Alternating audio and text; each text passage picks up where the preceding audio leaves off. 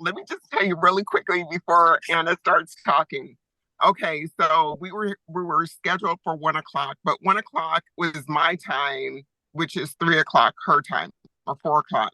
Anyway, Calendly got everything mixed up, guys. Something told me to check my phone before I went into Costco. Anna had signed on to the meeting, and we are actually winging it.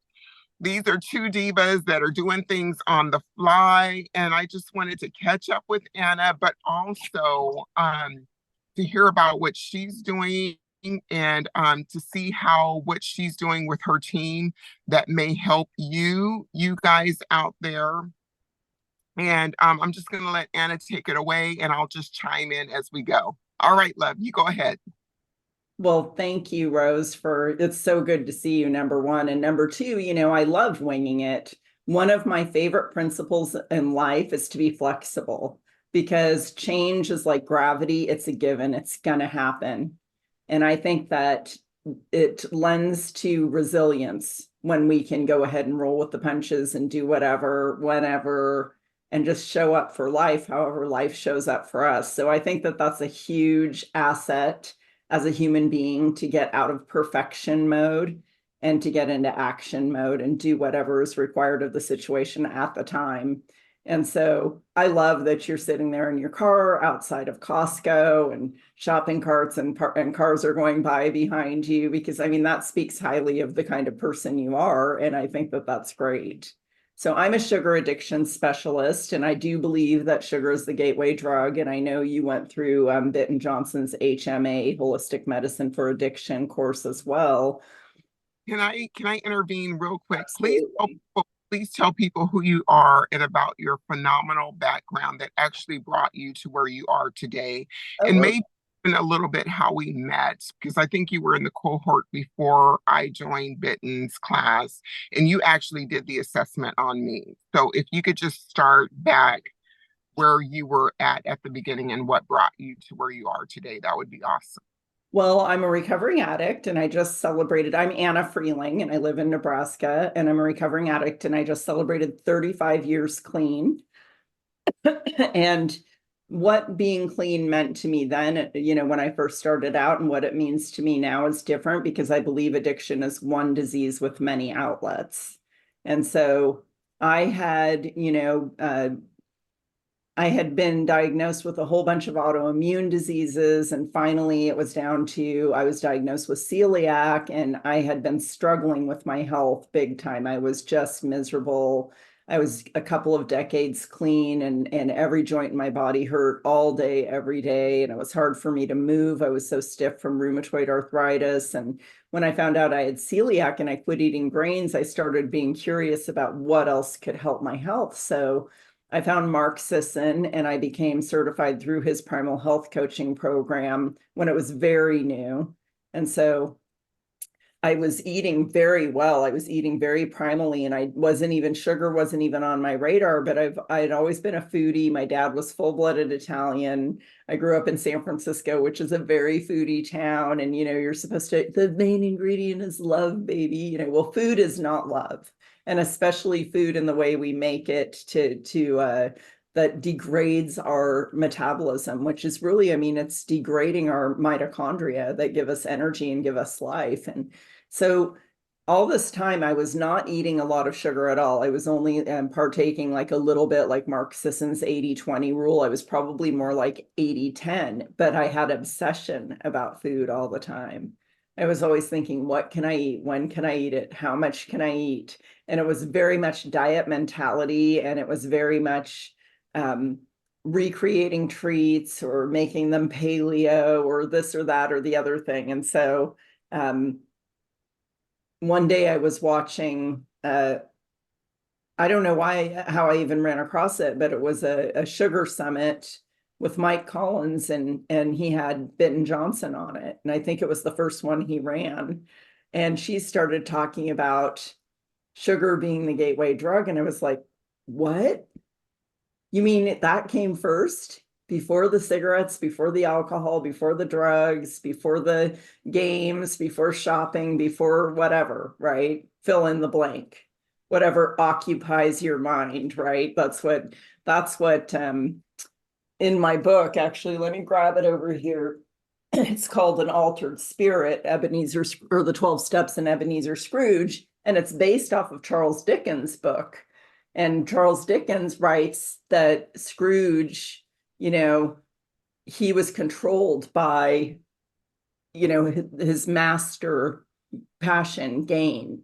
So addiction is obsession and compulsion, and it is that thing that takes over your thinking. So my thinking was still all about food. What can I eat? How much can I eat? How much do I have to exercise? No, on and on and on. And so I listened to her and I reached out to her. And I know I've never, I'm not a person that fans people. I don't write letters to people. I don't do this. I don't do that. But I did. And she called me and she was like, let's do a sugar on you. And it was like, okay, I used to be a nurse, so I kind of understood what the process was going to be. And that's what I did with you, Rose. And I think I followed you because I liked your energy. I found you on Facebook, and that's how we originally met, I believe. Well, actually, because you mentioned Mark Sisson, it was through Primal Health Institute. We met first, and then I started hearing about what you were doing in Benton Johnson, and then you brought me in that way to her course. Yeah. So I had forgotten that. So you're a primal health coach too. And Mark Sisson's primal health coaching program is great, and it's gotten better. It actually was just voted the #1 healthcare or health coaching program worldwide. So I think that that's pretty amazing. But anyway, so we met and I did the sugar on you, but after Benton did the sugar on me, I was just blown away. Like, to see this curve of your history on one piece of paper that shows you, like, okay, you climbed up on the counter and ate Johnson's baby aspirin at 3 years old. Mm-hmm. I used to go and get carts at Lucky grocery. Lucky's was a not a grocery store. It was like a Walgreens kind of, it was like a dime store or whatever. And they had these cylinder shaped ice creams that they would give you. And if you collected carts, they gave you 1 scoop for free for every cart you brought. And I would bring like three carts in on my way home from middle school and get 3 ice creams sitting on top of like one of those vanilla cones that like stacked up like this. I would eat every day, and I could see some of the stuff that I said on my sugar, I would correct now, and my addiction would be more severe looking on paper than it was, because I forgot some of the answers. But as I've done sugars for other people, I'm like, oh yeah, like one of the questions, have you ever forgotten what you were doing because of eating? And then I thought, oh my gosh, I used to forget all the time that I finished something, and I would go to get it and eat it, and I would be like, where did it go? And I was the one who ate it.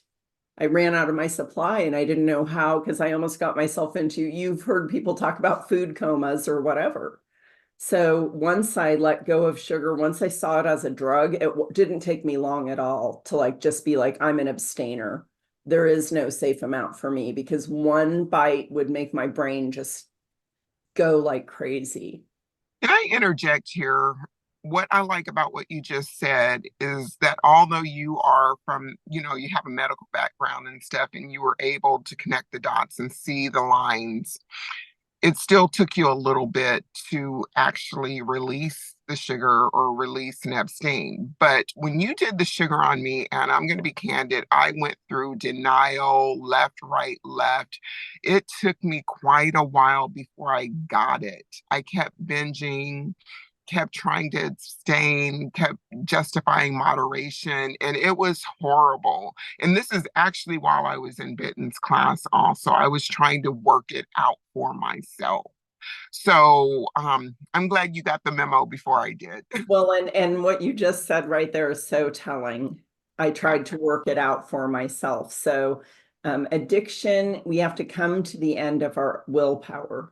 Like we can't arm wrestle addiction, right? Addiction means to be enslaved. That's what it literally translates to. And willpower is like, it's like saying, okay, I'm not going to eat sugar today. And then but I'm going to this party and I'm going to make it through this party and I'm not going to eat sugar today. And then you're just sweating bullets and you're like, maybe you do make it through the party, but then you get home and you binge on something or you can't take it and you get post-event collapse syndrome and you go and you grab something on the way home and you're like, or your disease tells you, oh, you were so good. You could have one of this little thing or whatever. So you can't do it on willpower. You have to have a plan. You have to have discipline. And discipline is, this is the outcome I want, and this is the plan of action I'm going to take to get there. And usually, I'm going to say always, if you ask me, it's about recovery, not recovery. You've got to do it with other people. Addiction is a serious brain disease. It doesn't only cause you to have cravings and eat things against your own will. It causes you to think thoughts like, I'm not a good person. I'm not enough. I'm weak. I deserve, I don't deserve to have a health or a good body or a good mind. And, my idea of what a good body is has totally changed. I'm 58 years old, going on 59. I don't care about stretch marks. I don't care about all that little girl stuff. I'm a woman, and my body is my friend. My body has been with me through every damn thing I've put her through. And let me tell you, I have been a piss poor manager of my body for most of my life. I told her she didn't look good in what she was wearing. I told her, you got down to your size you thought you should be, and I still found fault with her. At every turn, I was putting her down, saying, not giving her enough sleep when she was tired, not giving her enough food when she was hungry, feeding her all kinds of crap when she was starving for nourishment. I've treated her like crap, and I'm not doing that anymore. And that's part of what has to happen, and the mindset change that has to happen as well. And so to me, like, I'm also a high performance coach, and I think I'm a really good coach. And I think really good coaching helps you see your options, because what addiction does is it puts your back up against the wall and you can't even see your options. You can't see where to go, how to get there, who to go there with. It's hard for you to make decisions. And so I think good coaching provides you with some structure, number one, to think, right? Structure to sort out your thoughts. So we have like we call them our cue cards, or our recovery protection system, which is an excellent tool for thinking about anything, not just foods. So if you're triggered to think a bad thought about yourself, you could make a cue card like poor me, if you're feeling sorry for yourself, right? Or you can think up a funny, cute name, and that could be your cue. You start feeling less than, as might be your cue. And then you can put, what's your custom? What do you do when you feel that way? What are the loops of thoughts that you start thinking? Do you disconnect and unplug from your friends? Do you start to isolate and alienate? Do you start to say really lousy things about yourself? And what are the consequences? Do you end up eating over that stuff? Do you end up, more lonely and more down? Do you end up putting yourself down in other ways? Or do you end up even not plugging into life and doing things like loving and being loved by the person maybe you've been married for, a couple of decades? And you feel like you're not even in that relationship because you don't feel worthy. And so then on the other side of the card, you get to develop, you keep the same cue, but you have new customs, and you get to decide. You get to decide what you want to do instead. You know what? I don't want to do this anymore. So this is where you make your plan, right? And then you start to look at forward. What might happen if I behave this way instead of that way? And you start to get this future vision of yourself, and you start to want to go there. And I think that that's where, like, you become more disciplined because you have a future vision of yourself. You're not stuck in, I just want to get away from this. I just want to stop pain. I just want to do this and that. No, you're like, the future Anna is waiting for me, and I need to show up for her today to the best of my ability. And it's about consistency and commitment, not perfection. And so you don't get to beat yourself up, when you have an oops. Better an oops than a what if. That's what I say. Now, Anna, let's go back just a little bit before you started talking about the cards. You mentioned we. So I'm making the assumption you're talking about your business partners, or a program that you run. Can Yeah. you, I guess, SUGARx Global. yeah, talk to us about that. Well, our whole business model is based on what we think we would have wanted if there was a perfect place to recover, right? For us, if it had everything, oh, I'm sorry, that we needed for it to have. And so we based it on the word care, and care is one of my favorite words. It means someone that has a special interest in your welfare and your well-being. And we teach people how to care for themselves, because no one's going to care for you, Rose, more than you care about you. And that's just a fact. But saying that, I think a lot of times when we are in our addictions or our woe is me, we want others to care for us. We want others to build plans of action for us. Yes. If we want people to kind of like read our minds and do That the act for us instead of doing it for ourselves. But when you turn it around and you really realize that nobody's going to be there for you like you, it's time to get to work. Everything changes. I mean, we want people there with you and mhm, for you, but not, yes, they can't do the work for you. They can't do it for you, right? right, They can be your cheerleaders, but you have to be your own fan. But you yes. learn that by exactly what you just said. If someone cares for you until you learn to care about yourself, that's the kind of community we provide. So our C in care is connection, our A is action steps. So we give you plans. And then our R is recovery protection, and we teach you how to think about what might happen. If you were a sergeant in the military and you were going to take your guys out on a mission, you would want to know, oh, this is where we think the landmines are. This is where they might be waiting for us. You would want to know in advance about where you're going so you could get those guys safely through. And that's responsibility, right? And so you take responsibility for your life that way. And that's something addicts really hate to do. And Mhm. then the E is for education, but it's not just going out there. You can watch all the podcasts in the world. You can read all the books in the world. You can go to Bitten's class and still be stuck in your addiction because you're not taking the actions and you don't have a plan and you don't have a system to follow. So that's what we provide. And we provide the appropriate education. We provide, we call them your recovery glasses, right?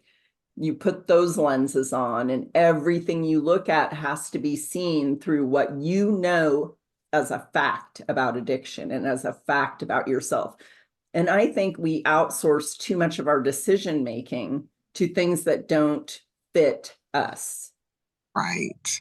And then not only that, we don't want, I think for myself, let me speak for myself. I didn't want the responsibility. I wanted to still be able to blame other, medical professionals or other friends and family members for not getting me to where I needed to be. And then on top of that, I wanted to do everything other than to work on my true addiction.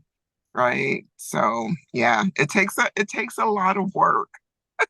Well, and I think that, resistance is natural because it takes a lot of effort for the brain to learn something new. And so that's why 95% of what we already know and what we already think, we're going to think again today, just automatically, just like brushing your teeth or riding a bike. And so now you're learning to operate a whole new set of machinery that you've never operated before. And it's very metabolically expensive for your brain. So when your brain is telling you, hey, this is going to be hard, in a lot of ways, your brain is telling you the truth, but your brain isn't telling you the whole truth. Your brain isn't telling you that your effort's going to be rewarded and it's going to be worth it. And that's where that future vision of yourself is so important. You've got to see who you can become, how you can feel. And that can feel scary as well. And your brain is going to warn you against that. And it's going to make it seem like really comfortable to just keep riding the same bike you've always rode because, well, I know how to do this. But you've been crashing that bike. You've been crashing and burning. You're all beat up from riding that bike. It's time to get on a new bike. Mhm. So Anna, tell me about your company as a whole. That's one part. Do you offer one-on-one coaching? Do you offer a monthly program? And also, what led you to want to do this or work in this capacity? Because That's I right. think that addicts have a lot of shame. I think Mhm, there's a lot of stigma to addiction, and I hate it. There's mhm, nothing I hate more than the stigma of addiction, the stigma of mental illness, and those kinds of things, because it's a disease, not a decision. And I think people forget that your brain is an organ and mhm, it's an energy hog. It takes up 20% of all the energy that you produce through ATP. And so you start thinking that I did something wrong when it was the food, right? It was the chronic and it was the chronic and early exposure to those sugars that led to changes in your brain. And then your whole brain gets on board to conspire against you. So it's such a complex illness that it takes your frontal lobe, where you are usually able to be rational and this and that. So we get a lot of people that are like, I'm a doctor. Why can't I handle this one thing? This is the one thing I can't do. Or I'm a nurse practitioner. I'm a editor. We get very smart women, but they can't control this one thing and they feel so much shame about it that they can't ask for help. So part of my mission in my life is to de-shame addiction. And so SUGARx Global is definitely a piece of that. And we have a membership site that is very active and has all kinds of resources in it, all kinds of tools, groups that run. We have daily groups that run. We record some of those groups, so you can listen to about 5 groups a week if you want to. If you're unable to make a group, you can contact each other and make friends. And we've had people visit each other in different countries in our group, so it's really fun. And we have our Recovery Accelerator program, which it's outpatient treatment. Sugar addiction, carb addiction, whatever junk food, these, I call it the toxic triangle, right? We want to get rid of everything Marxists and taught us about to begin with. But we don't want to do the 80-20 rule. We want to do we don't eat sugars, we don't eat grains, and we don't eat seed oils. And so to eliminate those things from your life, it's a process. And so it's harder than quitting alcohol or drugs. Um, I know Vera Tarman was once telling us that when she was running a treatment center that also had space for food addicts, that her staff was complaining that their withdrawals were worse than the junkies. Because think about it, you eat more than you do any other single thing, probably, as far as an action or an activity. Like you have to eat however many times a day, so you have to think about food and you have to wrestle with food. So our Recovery Accelerator program is really an outpatient treatment program, and it's intense and it's very well received. Our people absolutely love it. And we now also offer high performance coaching, which I just rolled out. And so you can learn about how to think more deeply about how you want to show up in your life and be successful in all areas of your life. We can become so micro focused as people, let alone as addicts. Okay, I've got the food down. And then we think, because we have the food down and we're not in the food and we're not eating that stuff anymore, that our life is going to magically heal, and we're going to magically have these amazing relationships and feel so good and this and that. And that's not true. We need to learn the skills that we put aside because we were so busy chasing that next high and thinking about that food. Because I don't know about everybody else, but for me, I could be thinking about everybody's ordering food at a restaurant, and I'm afraid I'm going to order the wrong thing. I'm afraid I'm going to have regrets, because if I order this and then I see somebody else's food looks better than mine. So I'm not even thinking about the company I'm keeping. That's how distracting addiction is, right? Your whole life and thinking is literally centered on that topic, on that thing. I don't want to run out. I don't want to order the wrong thing. Uh, Whatever you cook for other people because you want to eat the drug foods. You do all kinds of things. You con people into getting those foods. So you haven't been learning how to live. You haven't been focused on, how do I show up in life as a joyful person? How do I talk about hard things with my kids, with my spouse, with my, with my at work? How do I solve problems and this kind of thing? So those are skills that can be learned. So I want to ask you, I just immediately flashed back to a memory. So I don't know if you remember, but I have fraternal granddaughters who are almost 8. And they were probably about 2.5. And I took them to get ice cream. This is when I was starting, in the initial stages of starting my journey and whatnot. And I was practicing abstinence during that time. And they had their ice cream and they were just chomping away, and we were having conversations. And I clearly remember posting on Facebook that had this have been just a few short years prior, my mind would have been focused on getting ice cream for myself and going back and getting seconds and thirds. And I wouldn't have been enjoying their company in the sunshine, sitting on a bench, right? So it is amazing how, yes, we will get things for people that we love, or we will cook for them in a capacity or whatever. Um, I don't I don't get them ice cream now because I've learned a lot more since then, but it does take up a lot of brain space, a lot of power, or somebody else's pizza was a bigger piece than mine, or they got more bacon bits or whatever. So it's crazy.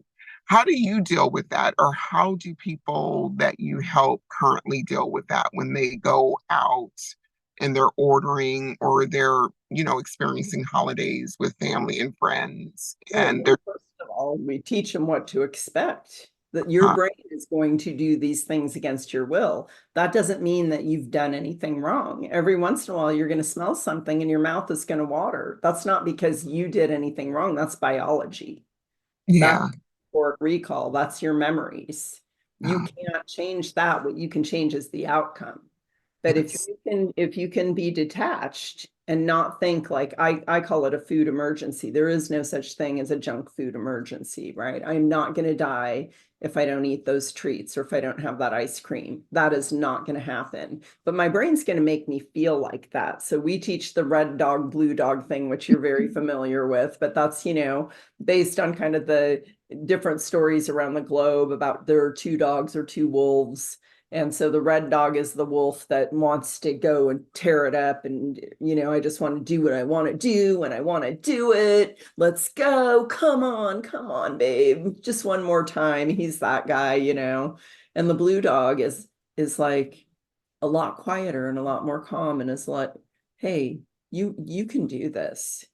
You can wait. You don't need to do this right now. And it's really hard not to listen to this screaming red dog in your brain because we have this reward center that is ancient and it's remained unchanged. And there are more and more pretty shiny things out there. We also teach them about addictive interactive disorder because addiction interactive disorder is your disease is going to morph.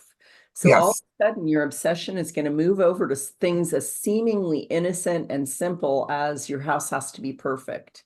And now you're screaming at everybody in your house because they left a fork in the sink or something stupid like that, because your brain is like, well, I gotta obsess about something. So it's very difficult for an addict to understand this early on. It's not the drugs.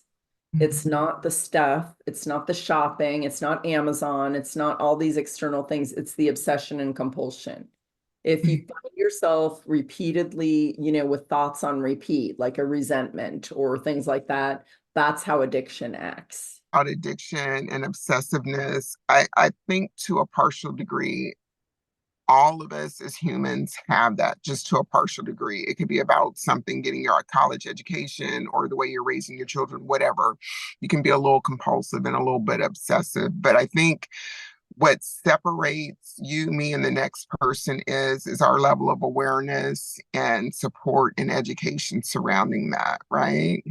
Yes, and also some things you can be very passionate about and they don't cause harm. And you can put that passion aside and have a conversation with a friend or interact with your grandchildren. And then when you get the chance, you go back to that passion and you work on that passion. So maybe you love to knit, maybe you love to paint, maybe Yeah. you love to go on nature hikes, right? But you're not obsessing about that while you're talking to your friend or something like that. Doesn't But if consume. it's right, it doesn't consume you, you're consuming it. So when you stop being the consumer and you're being consumed like by a stupid, like I can't play any video game on my phone, no kind of, Candy Crush, nothing, because my brain will think, I wish this interview would be over so I could play another game of Candy Crush, right? That's the obsession. So I wouldn't be able to enjoy my life. It literally chains you and enslaves you and takes you away from the things that really matter in life. And then Yeah. you have the sense of hopelessness and meaninglessness because the thing is never going to fill that void. The thing is never going to be an adequate substitute for living a full and beautiful life. And that takes skill. Okay. So, can you talk to me? You said you want to get rid of the stigma or surrounding addiction as well as mental health. Talk to us a little bit about mental health, because I think for me, my mental health, overall mental health, was severely affected because of the food, because of the obsessiveness, right? And now that I'm out of that tunnel, I know what works for me and what's going to send me down the dark road and stuff. So, talk to us a little bit about mental health. Well, addiction is a mental health issue, but it's also it's also very biochemical and very physical as far as insulin and leptin and ghrelin and neurotransmitters because it has to do with food and nourishment. But interestingly, they're linking how we eat with a lot of mental illness and mental health now as well. So you can look at like Dr. Georgia Eads' book that she came out with recently. I think it's called Change Your Diet, Change Your Mind. And then Chris Palmer's book, Brain Energy. And so you can see that by feeding yourself in such a way, you can have a huge impact biochemically on how you think. So, number one, I think we got to take away stigma that people have options. Yeah, Medications might not be working for someone with mental illness. They should be able to seek other options that might help alongside or help altogether in a different way. And so I think that, psychiatry hasn't changed that much, and neither has addiction treatment, has not changed that much in ages. And it's time for a revolution. And I think the metabolic piece is a part of it. And stigma stops people from getting help. Like to mm, me, be able to talk about anything that's going on with you that doesn't seem right with you with a medical professional, with your parents, if you're a teenager at home, with your aunt, your best friend, or whatever, you should be able to talk about that stuff like it's the weather, like you're talking yes, about the weather. Like, you know what, Rose, I've been feeling kind of down lately. I've been feeling so down, it scares me. And the person uh, doesn't need to be responding like, what are you feeling down about? What do you have to feel down about? They should say, tell me more about that, Rose, or tell me more about that, Anna. I right, want to hear what's going on with you, babe. yeah, Now, I'm not saying that that's always the case. Like, you got to find the right person to talk to. I have someone in my family that I can't help them. I'm not their person to help them. And that's just the way it is sometimes. And sometimes you just have to step out of the way. And it's not about fixing anybody or doing anything else like that. But I'm telling you what, if your kids can talk to you, they're probably going to have the skill to make better decisions. If your kids can say to you, you know what, if they're coming up to you sideways and they're like, my best friend got drunk at a party last week, or whatever, and they probably tried some alcohol too, and you just hear them out and they can just trust you to listen, then when then when they're like, and you respond like, oh, I hope she knew she could call her mother for a ride home, and this or that or the other thing, they might just be feeling you out. We absolutely, need to be, safe. We need to stop acting like it's a big deal. If I cut my arm wide open, you're going to do whatever you can do and get me the help I need. And that's the same way with addiction or mental illness. Hey, I'm going to support you however I can, but we need some bigger guns here. This is a Yeah. serious, so to me, it's like if we could get rid of the stigma, then people could heal, they could recover, they could have options. But if Yeah, you're if you have stigma, then you automatically have shame, and that just shrinks your world. right. And speaking of the stigma, I've often said, Anna, that with me, because of my childhood abuse and whatnot, and growing up in the Black community or around Black folks, I was a lot of times the only in the room, if you know what I'm saying, the only Black person in the room in classes or whatever. But I want to say, brainwashed with what stays in this house, what happens in this house stays in this house. You don't need help. Black people are strong, especially Black women, just on and on and on and on and on. So, for me, speaking out now that mental health is what it is and there is help out there is a big thing. It's a very big thing. It took me going through my perimenopause and menopause and actually breaking down before I realized that I needed help, right? But even though I realized I needed help because of those childhood myths and the abuse and whatnot, I still didn't go get professional help. I did everything through bibliotherapy and coursework, which works for me, but might not work for the next person. So I thank you for bringing this part of the conversation to the table, which is really, really important to me as well. So before my battery runs out, girlfriend, tell us um, what you would recommend or offer any words of wisdom to somebody who might be listening or watching that's pretty much on the ledge of trying to decide to stay the same or to take a leap of faith and get help. What would you say to that person? Get help. Elton John, I think he was talking to Oprah Winfrey years ago, and I went and saw him in concert right before COVID. It was his last big hurrah, and he was celebrating his recovery. And he said, he was a recovering alcoholic, whatever, drugs probably too. And he said, he's finally said the three most powerful words a human being could say, and they were, "I need help." And if you Amen. Google it, you can find his little bit that he did with Oprah Winfrey. And he talks about, get rid of your pride. Your pride will kill you. Your Yes. pride will kill you. And I promise you, you're not the only one. Your disease is going to tell you you're the only one who's so bad and who has struggled so bad. No, you aren't. Yeah. And if I can do this, so can you. If Rose can do this, so can you. You can find your path, right? You can find your path. You can find a way, but it starts with admitting to yourself and hopefully to someone else, I need help. I need Amen. help. And then accepting help, being able to receive help, because it really is about that stigma that tells us that we should be able to do this on our own. We're not supposed to do life on our own, number one. We're not supposed to. Right.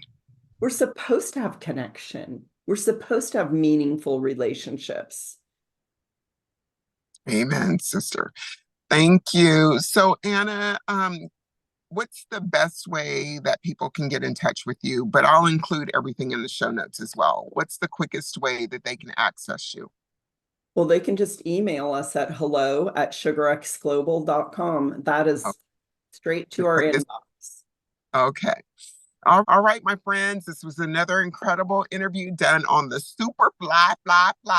And by God's grace, me checking my email before going into Costco and then catching up with this wonderful human named Miss Anna. And I'm hoping that she will come back again in the future to have a conversation with us. But until next time, friends, y'all stay great, go for what you know, and just change one thing to support yourself. It could be the smallest thing, like lacing up your tennis shoes or drinking a cup of water. All right, peace out, friends. Carnivore Girl for Life out. Thank you.